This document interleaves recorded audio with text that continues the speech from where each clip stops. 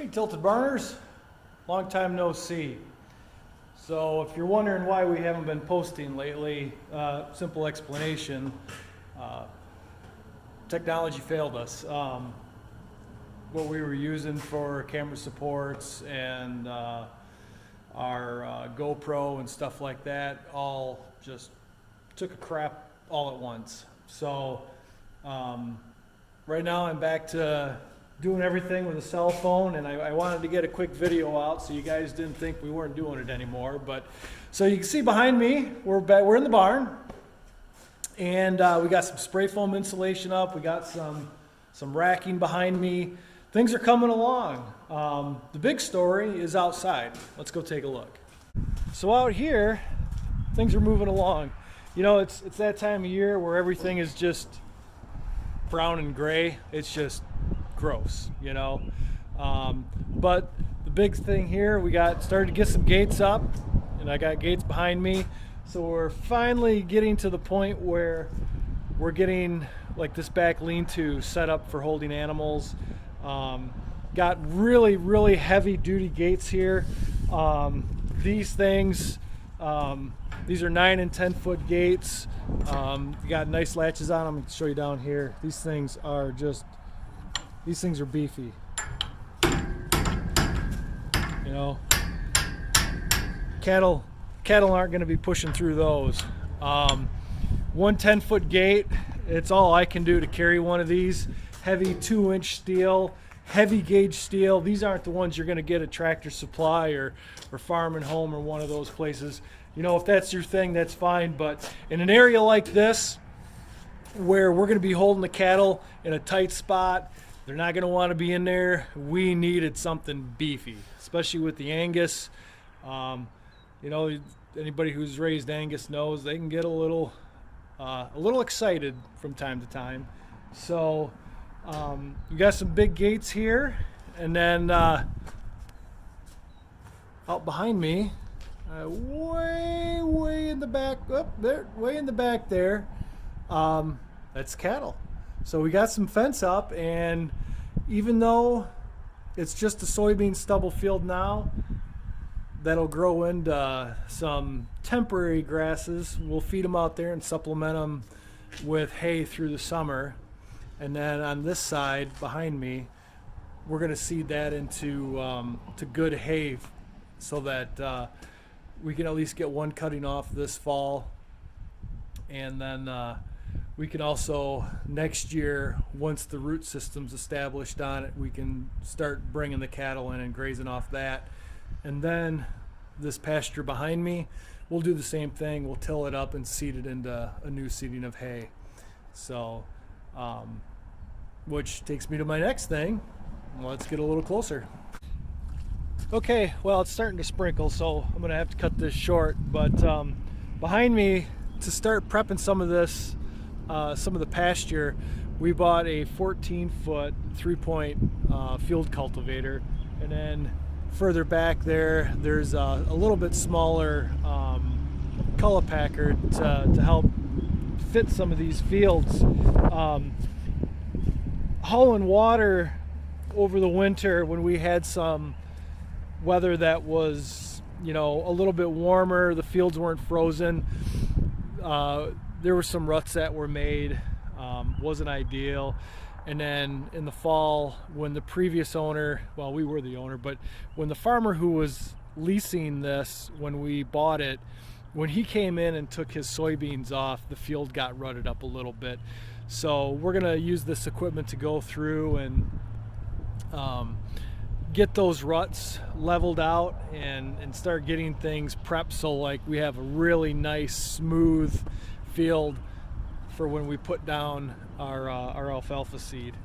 The other big thing is, so we got fence, and we use what's called the timeless fence. And I know this is hard to see. I'll try to get it as best I can.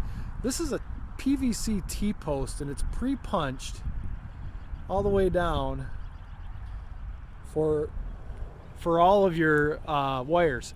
And we went with 6-strand high tensile, and the bottom one is not electric, and then as we move up, they're all electric.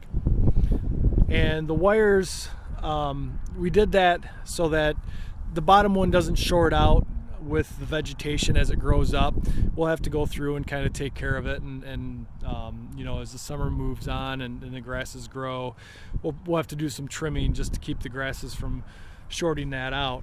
But pretty happy so far. That timeless fence system, they claim that the post is the insulator. I've been really happy with it. Pulling our high tensile through those posts was a piece of cake. It just dragged right through without any resistance. And we don't have to worry about it shorting out. You know, if you remember at the old farm, you know, we had steel T-posts, and one of the problems that we had was, you know, anytime a deer would come through or something like that, you know, it'd cause a short in the fence. You know, once that electric fence hit that steel post, it went directly to ground, and then we lost all of our protection on the fence. So, you know, so far I've been really happy with it. We just moved the cattle out here a week ago, and I know you know, like I said, you can see in the background, the field's in pretty rough shape. We hauled manure out there, and the reason we did that over here was because we wanted to leave the other field clean so we could get a good seeding for hay in and stuff like that. And the hope is that as the year, you know, throughout the year, you know, this will start to break down and just kind of fall apart, and the cattle will just kind of break it up too as they walk across it and stuff like that. So not ideal, but it's kind of what we had to do. We got our H braces set, you can see behind me, so pretty happy about that. So these are all done. Those these big posts here that we set with that post pounder, you remember, just amazing. These things are rigid, they're not moving anywhere. Very, very happy with that. So that's where we're at. That's a pretty quick version. Oh, the cattle see me and they're running up.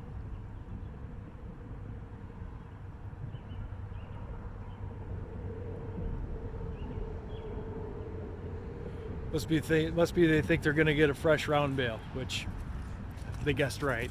They're going to get a fresh round bale. So, so one of the things I want to do today is I want to work on getting the rest of those gates up in the barn. I've got 2 more to go.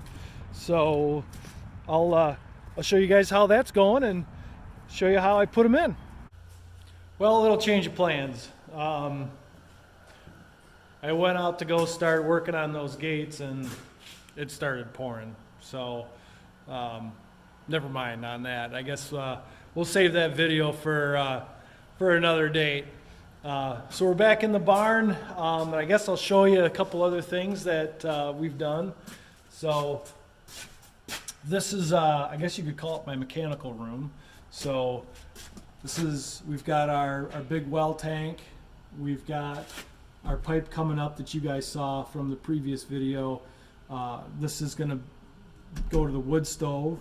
And then we've got a bunch of plumbing here. And what I've done is, coming off the well, I've come up and I've isolated. There's a valve here that is just for farm stuff. It goes to a check valve because it's going to the farm stuff like the of yard hydrant, drinkers and stuff like that.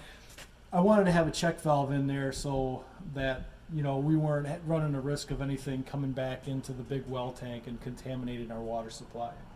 So we've got a valve, we've got a check valve, and then we've got more valves for future stuff. So you can see back here, there's this one right here, goes down to a wall hydrant, or a wall spigot on the outside. I've got another valve here for future stuff that we might plumb in.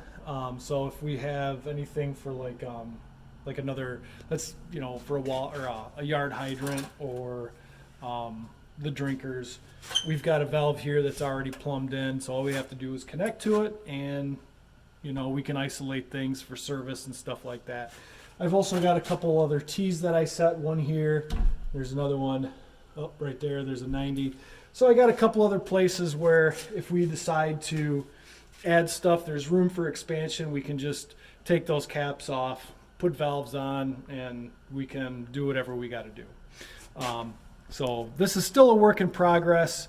You know, you can see I've still got, I still have a level down here. I'm still working on installing my supports and stuff like that.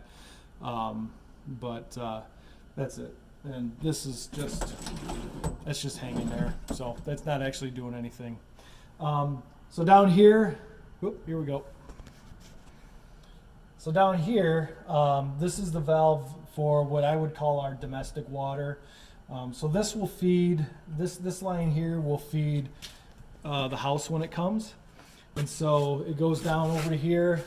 Let's get in here. So in here, we've got this adapter to 1.25 inch pipe.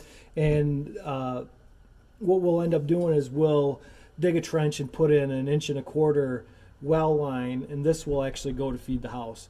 And there will be another valve, we'll put another valve on down here so that we can isolate that as well. And then here we've got a support, another spot for future expansion where we can put another valve on. And in this right here, this is going to feed our domestic water for the barn. So, you know, when we put a bathroom in, you know, we framed in for it. We got it all plumbed in underneath the concrete and everything. So all we have to do is, you know, finish the plumbing and get a drain field, and then that's how that's going to happen.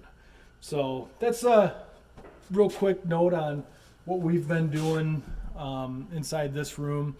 And then we'll also take, the plan is when things kind of slow down before fall, we'll get this here all stripped down and get this plumbed in, and then behind this plywood, that's where all those, remember those orange PEX tubes that we put in, that all comes up behind the wall here. So we'll open this wall up and pop those PEX tubes out and create a, you know, plumb in a manifold and plumb in some plumbing, you know, pumps and stuff like that to a thermostat, so we can have some heat in the shop. So really looking forward to that.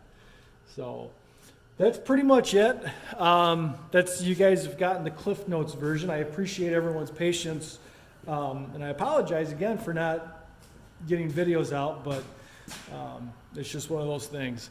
So appreciate everybody watching. Stay tuned because we're going to start pumping out some more videos here. So I appreciate everybody watching, and don't forget to hit that subscribe button.